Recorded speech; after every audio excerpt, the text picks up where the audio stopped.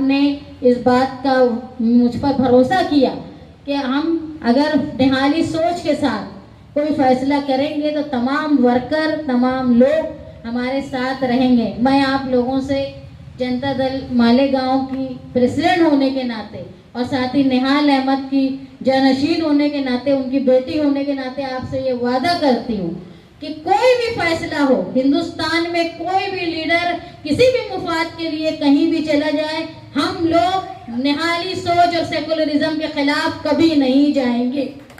आपसे मैं ये वादा करती हूँ, जो सोच यहाँ बैठे हुए बहुत सारे लोग ऐसे हैं जिन्होंने साथी निहाल अहमद के साथ इतना वक्त गुजारा है जितना मैंने भी नहीं गुजारा। तो आप लोगों की उम्मीदें, आप लोगों की चाहत, आप लोगों की सोच कि आज भी आप इस वजह से हम लोगों के साथ हो कि साथी निहाल अहमद के उसूलों को हम लोग लेकर चल रहे हैं। तो हम हर वो फैसला वही करेंगे कि अगर साथी निहाल अहमद साहब अगर होते तो वो क्या फैसला करते, वही फैसले के उनकी सोच के मुताबिक फैसला होगा। 30 तारीख को पुणे में मीटिंग के बाद 2 अक्टूबर गांधी जयंती के दिन हम ये आप लोगों के साथ मिलकर अपना फैसले का ऐलान अवामी तौर पर पूरे मालेगांव में ये कर देंगे।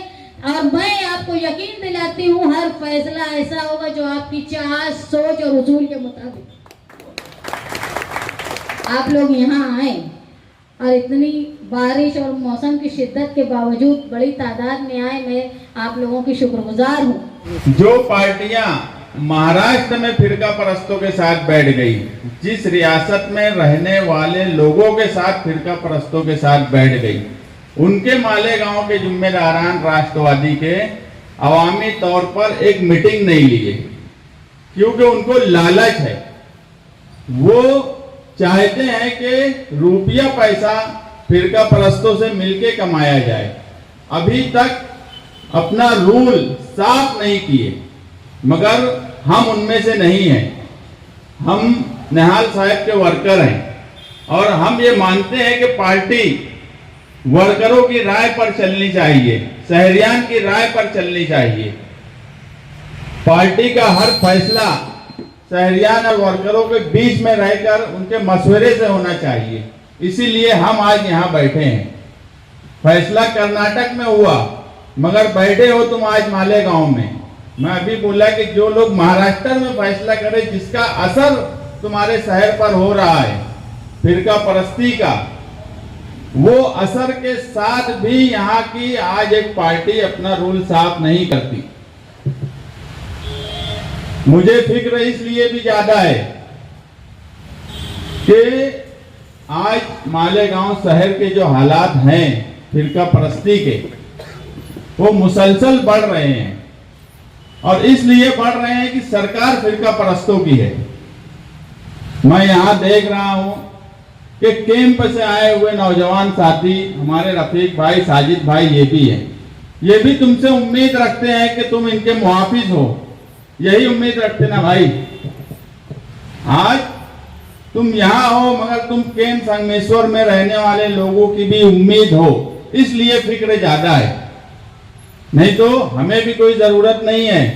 अगर बजट, पैसा, यही अगर जरूरत हो तो हमारे लिए भी बड़ा अच्छा ऑप्शन हो गया कि आज जो फैसला हुआ है खामोश रहकर उसका फायदा उठा लिया जाए। मगर हमें फिक्र इस शहर की है, इस शहर में रहने वालों की है, इस शहर में रहने वाली निहाली सोच की है। इसलिए हम आज यहाँ बैठे हैं। हम उस लीडर के वर्कर हैं, जो लीडर जो आज मुल्क में बोलते हैं 56 इंच का सीना। हमने वो दौर मालेगांव में देखा कि नुमाइंदा कैसा होता है। 56 इंच का सीना तो तुम्हारे लीडर का था कि जब गणपति और मुहर्रम आया तो दिन नहीं बदली हुआ, रास्ता भी नहीं बदली हुआ, आज दिन बदली हो जा रहा है। इसमें करने वालों की गलती नहीं है, इसमें जो तंजीमें काम करती है उनकी भी गलती नहीं है। इसमें गलती है नुमाइंदे की, इसमें गलती है लीडरशिप की। तुम्हारी लीडरशिप कमजोर है कि फैसला बदलना पड़ रहा है, दिन बदलना पड़ रहा है। नहीं तो किसी की मां ने नहीं जानी थी उस वक्त की रास्ता तब्दील कर देते। किस तरह से ताजिया लेके गए ये भी इस शहर ने देखा है। और वही दौर ये शहर वापस चाहता है। फिरका परस्तों का जवाब देना ये कोई हमको ना सिखाए। हमारा माजी ताजिया और गणपति से शुरू होकर अभी 15 अगस्त में शिवाजी मुजस्समे तक भगवा झंडा लाने वालों को मुंह तोड़ जवाब तिरंगे के साथ देने का हमारा माजी रहा है। कोई हमको फिरका परस्ती के नाम पर हमसे ना पूछे कि फिरका परस्तों का क्या जवाब दिया जाए। वो लोग आज जो इस शहर में खुशी बना रहे हैं उनको भी समझ में आएगा।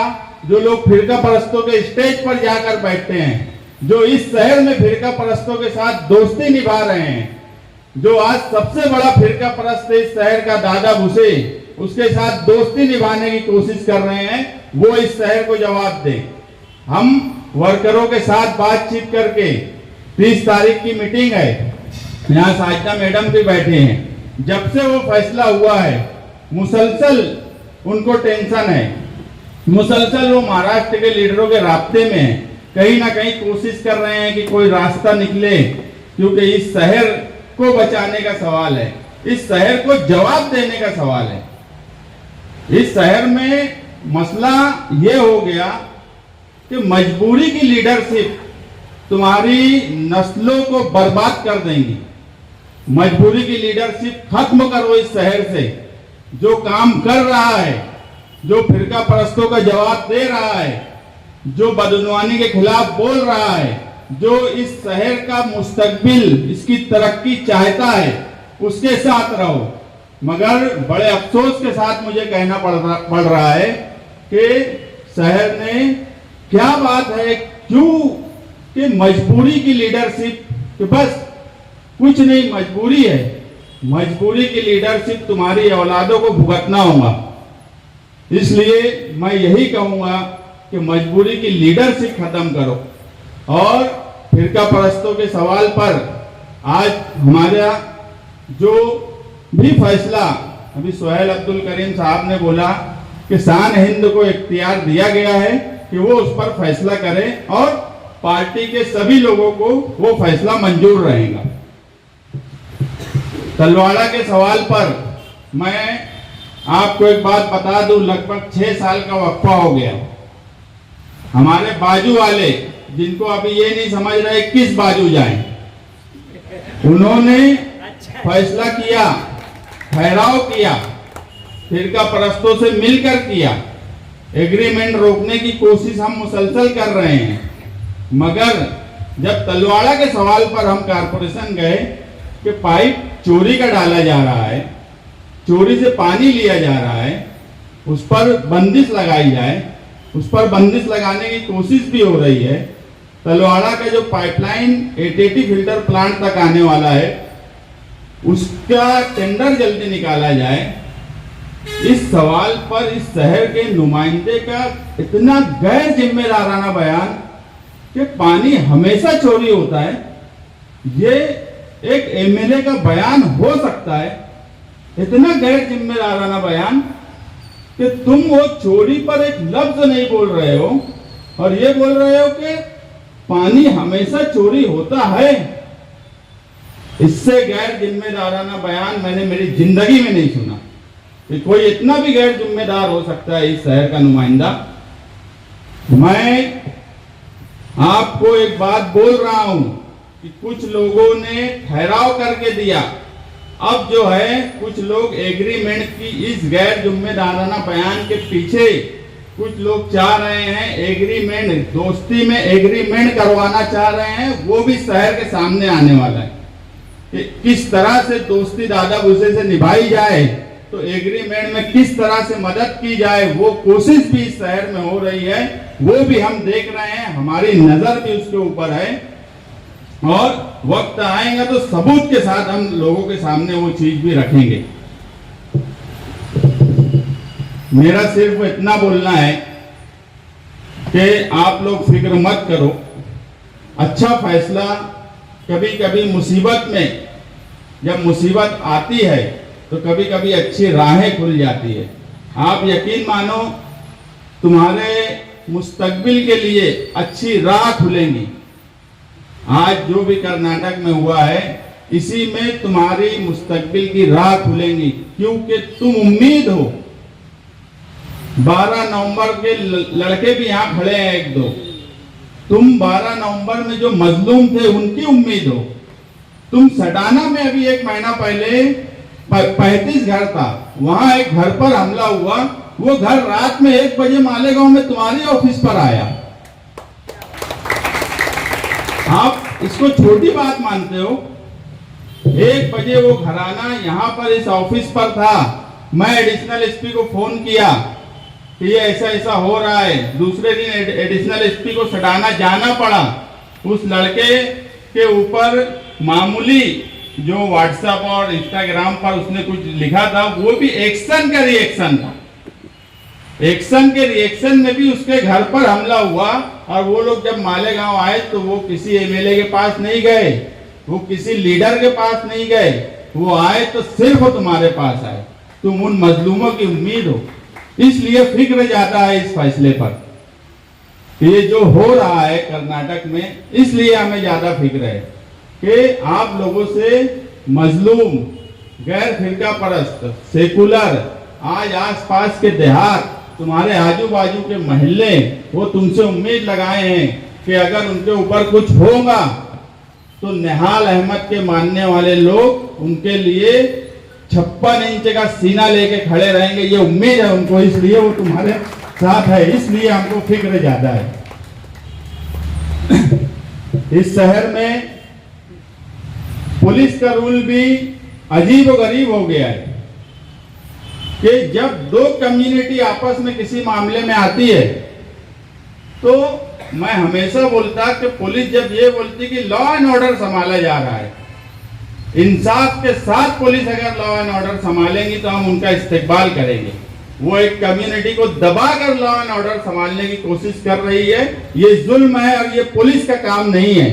पुलिस का काम है इंसाफ देना और उसके साथ लॉ एंड ऑर्डर संभालना। मगर क्या होता है कि हमारे लोग पुलिस स्टेशन जाते हैं, मेरी समझ में नहीं आता कि बात मान के ही क्यों आते, बात मनवा के क्यों नहीं आते। उनकी क्या वो है कि तुम पुलिस स्टेशन में गए तो उनकी ही बात मान के आएंगे। तुम अपनी बात रखो, अपनी बात मनवाओ। अगर कोई ये बोल रहा है कि दिन बदली करना है तो क्यों बदली करना है? मालेगांव का ज्योग्राफिया अलग है, मालेगांव के हालात अलग हैं। पुलिस रमजान महीने में तो गढ़ के यात्रियों को नहीं बोलती कि मुसलमानों का त्योहार है, इस रास्ते से मत जाओ, रास्ता बदल लो। पुलिस सिर्फ एक कम्युनिटी को क्यों दबाने की कोशिश कर रही है? तुमने देखा रमजान में गढ़ के यात्री जब इस रोड से गए तो रमजान था, पुलिस उनकी मीटिंग बुलाती। मीटिंग बुलाना तो दूर, इस तरफ से जब उनके लोग दादा भूसे के लड़का उस तरफ जुलूस लेके जा रहा है तो पुलिस उसको नहीं रोकती कि रमजान है, मुसलमानों का त्योहार है, हाईवे से चले जाओ। तो सिर्फ तुमको ही क्यों बोला जाता है? ये तो अच्छा है कि हमको साहब ये बोले कि पुलिस स्टेशन में ये अमन चमन ये सब मीटिंग में जाना नहीं है। अगर हम चले जाएं तो पुलिस को भी समझ में आ जाएगा कि क्या जवाब देंगी। अरे उनसे पूछो ना कि यार तुम जब हमारा टाइम, ठीक है, हालात को कंट्रोल करना, कोई बात ना हो इसकी कोशिश करना, ये अच्छी बात है, ये होना भी चाहिए। हमारा जुलूस अगर सुबह निकल रहा है तो तुम ये बोल दो 1 घंटा पहले खत्म कर दो, तारीख ही बदलवा देना, ये पुलिस का काम नहीं है। अगर पुलिस का यही काम होता, अगर मैं वहां मौजूद होता तो मैं बोलता रमजान में गढ़ के यात्री का तुम रास्ता नहीं बदली करवा सके और हमसे दिन ही बदली करने की बात करते हो, ये कौन सा तरीका पुलिस का इस शहर में है? अगर क्या हो गया, जब लीडर ही पुलिस की चापलूसी करने लगे, जब लीडर ही पुलिस से डरने लगे तो दूसरे बेचारे क्या बोलेंगे? इसमें दूसरों का किसी का कसूर नहीं है। अगर निहाल साहब ताजिया लेके गए तो निहाल साहब ताजिया लेके गए तो लोग उनके साथ गए। ऐसा नहीं हुआ कि साहब बोले कि चलो तंजीम वाले या ताजिए वाले वो चले जाए, मैं नहीं जा रहा हूं। तो नुमाइंदा जब तक सीना तान के सामने नहीं खड़ा रहेगा फ्रंट पे तो दूसरे लोग कुछ नहीं कर सकते। मैं बस इतना ही कहूंगा कि फिरका परस्ती पर इस शहर में कम से कम निहाल साहब को मानने वाले को ज्ञान लेने की जरूरत नहीं है।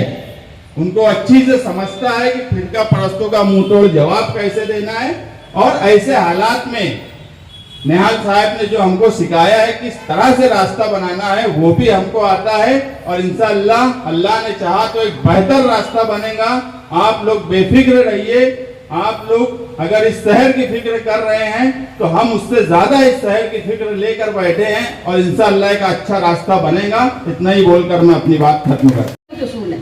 और आपको यही बताना चाहते हूँ कि महाराज जनता दल में जो सोशलिस्ट हैं वो बड़ी ताकत से राष्ट्र सेवा दल की तरबियत याफ्ता है, इसलिए वो जातिवाद का विरोध करेंगे, जातिवाद के खिलाफ रहेंगे।